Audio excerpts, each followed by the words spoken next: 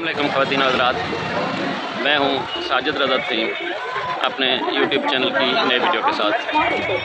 ख़वातीन हज़रात, आज सुबह का आगाज़ हमने किया है यारों के होटल से निकले हैं और इरादा है कि कल दिल्ली का लाल किला आपको पूरा नहीं दिखा सके थे, सिर्फ बाहरी से देखा था, तो दिल्ली का लाल किला देखते हैं और दिल्ली की अंडरग्राउंड मेट्रो देखते हैं और कुछ और साइट्स विज़िट करते हैं। तो हम पहुँचे हैं एक न्यू दिल्ली के एक चौक पर और यहाँ से हम मेट्रो स्टेशन की तरफ चलते हैं। जाकर मेट्रो का टूरिस्ट कार्ड हासिल करते हैं 72 आवर्स के लिए और फिर दिल्ली की खाक छानते हैं। तो आइए मेट्रो स्टेशन के अंदर चलते हैं और आप देखिए कि दिल्ली एशिया के उन चंद शहरों में से है जहां अंडरग्राउंड मेट्रो मौजूद है। तो ये गेट नंबर 4 है और हम जो है यहाँ से अंदर एंटर हुआ चाहते हैं। तो बिलाखिर ख़वातीन हज़रात, हम एक लंबा चक्कर लगाने के बाद ये एक राउंड अबाउट का और दाखिल हो गए हैं लाल किला से जाने। टिकट यहाँ तक तो नहीं, लेकिन आगे देखते हैं कि क्या सूरत हाल है। तो ये लाल किला की एंट्री थी और ये इसके बैरियर से ये एक लंबा गोल चक्कर था और यहाँ से हम एंटर हुए हैं।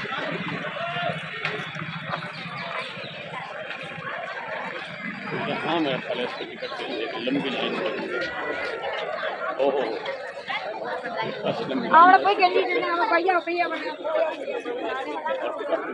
टाइम लगने का इंसान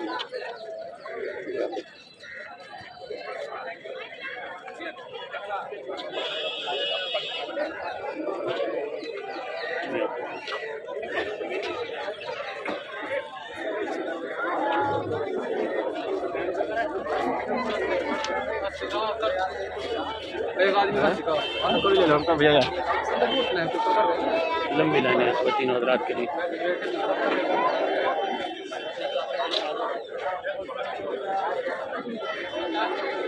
टूरिस्ट वाली जो है वो लाइन ज़रा कम है, तो क्यों ना हम टूरिस्ट लाइन का फ़ायदा उठाएं और टूरिस्ट लाइन में लग जाए।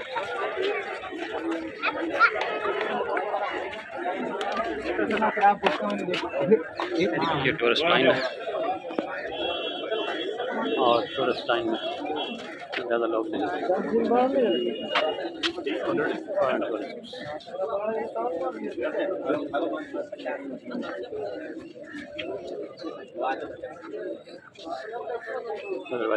लंबी लाइन दोनों तरफ।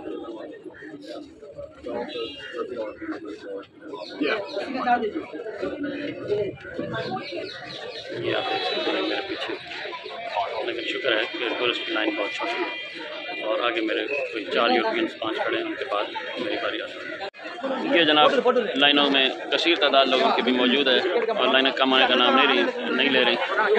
मैं फाइनल वाली लाइन में लगा, उससे पहले कुछ 4-5 यूरोपियंस खड़े थे। जो ही उनको टिकट उन्होंने दी है उसके बाद वो काउंटर छोड़ कर चले गए। मैं बड़ी देर खड़ा रहा हूँ कि भाई मैं भी फाइनल हूँ, लेकिन काउंटर पर कोई बंदा ही नहीं। तो यहाँ भी आपको वही गुलामाना नफ्सियात और वही ज़हनियत नज़र आएगी जो बरसगीर पाकिस्तान का खासा है कि गोरी चमड़ी वालों को टिकट फॉरनर समझ के दिया है। तो हालांकि मैं भी हिंदुस्तान में फॉरनर हूँ, पाकिस्तानी हूँ, हिंदुस्तानी शहरी तो नहीं हूँ, लेकिन मुझे टिकट के लिए एक और बंदे की यहाँ सिफारिश करानी पड़ी, जिसने अंदर से उसको आवाज़ दे के कहा कि विकास भाई एक टिकट दे दो, ये साहब काफ़ी देर से खड़े हैं। तो ये वो साहब हैं जिन्होंने मुझे टिकट दिलाई है। तो फिर मुझे एक टिकट जो है वो दी है। ये टिकट है 600 रुपये की ये टिकट है जनाब, जो पाकिस्तानी कोई 2000 के करीब बनेंगे।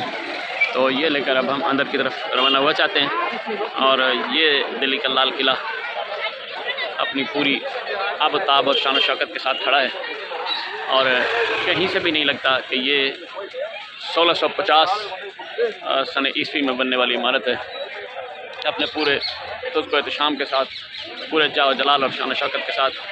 और अपने ज़माने में मुग़ल एम्पायर ने बड़ी शौरी कोशिश की कि वो हिंदुस्तान की जो एक डाइवर्सिटी है मज़ाहिब के हवाले से, उन सब को सेटिस्फाई रखें और बैनुल मज़ाहिब हम आहंगी और रियासत की तरफ से बाकी तमाम मज़ाहिब को भी मुकम्मल मजहबी प्रैक्टिस की आज़ादी हो, उनकी इबादतगाहें भी महफूज हों। और उनकी तामीर और उनकी आबादकारी में किसी किस्म की कोई कमी ना हो, इस काम में वो खासा कामयाब भी नज़र आए। और एक लंबी हुकूमत करने की वजह यह भी थी कि उन्होंने यहाँ मजहबी हम आहंगी को काफ़ी हद तक फ़रोग़ दिया। उनके दरबारों में भी हर तरह के मजहबी लोगों की रसाई थी और तमाम बड़े मज़ाहिब के बड़ी शख्सियात जो है वो उनके रत्नों में शामिल रहे और अपने मजहबी प्रैक्टिसेस के हवाले से उन पर कोई कदर नहीं थी।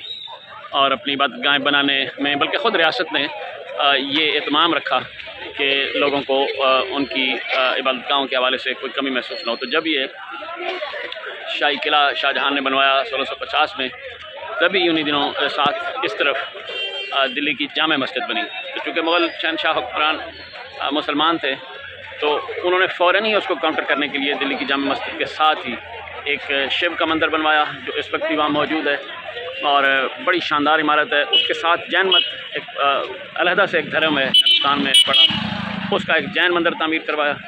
उसके बिल्कुल साथ ही एक गुरुद्वारा जो सिख आइडियालॉजी है मज़हब की, उसका एक गुरुद्वारा भी मौजूद है। तीनों जामे मस्जिद दिल्ली के साथ साथ साइडों पे मौजूद है और ये शाही किला भी उन्हीं दिनों में तामीर हुआ। तो आइए शाही किले के अंदर की तरफ चलते हैं। बाहर रश का वही आलम है। ख़ुद हिंदुस्तानी शहरी बड़ी तादाद में मौजूद हैं जो दूसरी रियासतों से आए होंगे। बहुत बड़ा मुल्क है इंडिया। फारस की तादाद, फारस की लाइन को देखकर लगा है कि बहुत कम है। ये सड़क जो है जब आप जाएंगे इधर से तो एग्ज़िट इस तरफ से है और एंट्री जो है वो इस तरफ से है। तो आइए किले के अंदर की तरफ चलते हैं और देखते हैं कि किले के अंदर क्या है। तो एंट्री पॉइंट की तरफ बढ़ते हैं। यहाँ की जो एक मेन गेट की एंट्री लग रही है, यहाँ पे पुलिस मौजूद है। शायद इस तरफ से कोई वीआईपी मूवमेंट होती हो, जब मेहमान वगैरह आते हों तो उनको दिखाने के लिए। तो ये जनाब हम किले की दीवारों के साथ साथ हम चलते हुए जा रहे हैं इसके एंट्री पॉइंट की तरफ। किले के अंदर काफ़ी सफाई है, काफ़ी बेहतरीन मेयार है और इंतज़ाम है, लेकिन किले के बाहर एक और प्रेमिसेस मौजूद है जहाँ बहुत गंदगी और बहुत कचरा था। मुझे ये नहीं समझ आई कि बिल्कुल इस जंगले के पार जो है, यानी किले की हदूद यहाँ ख़त्म हो जाती हैं इस लाल दीवारों के अंदर, लेकिन जो बाहर था ना मालूम कोई प्रोग्राम हुआ है या क्या, क्योंकि बाहर बहुत गंदगी है और बहुत कचरा पड़ा था। जब हम बाहर की तरफ से आ रहे थे उस रिंग रोड के साथ से, तो वहाँ बहुत गंदगी थी। तो ये किले की फसील है और इसके तर्ज़ तामीर में एक और चीज़ आप मुलाहज़ा करेंगे कि यहाँ एक छोटी सी इसको खंदक कह लें, यानी ये बहुत ज़्यादा गहराई में तो नहीं है, लेकिन बाहर फिर भी ये किले की लेवल से बहुत नीचे और बाहर वाली सड़क और किले के दरमियान एक और हिफाजती हिसार है।